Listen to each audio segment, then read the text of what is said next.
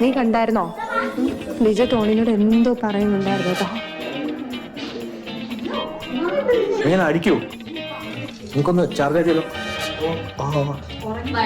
വച്ചാലേ ഇത് Tony.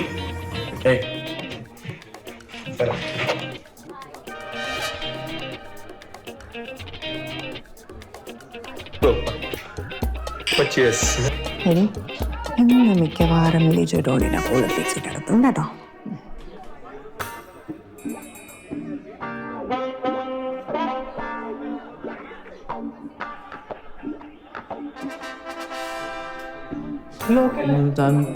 Tony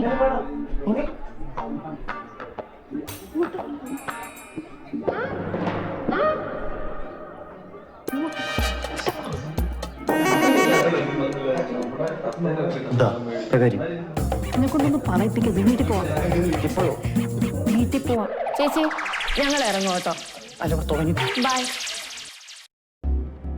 ഈ വീട്ടിൽ നിന്നും പുറത്തുനിന്ന് കുടിക്കുന്ന പോരാഞ്ഞിട്ടാണോ നീ ഓരോ പരിപാടിക്ക് പോയിട്ട് കുടിക്കുന്നേ? നീ എന്നെ നാട്ടിച്ചടങ്ങു.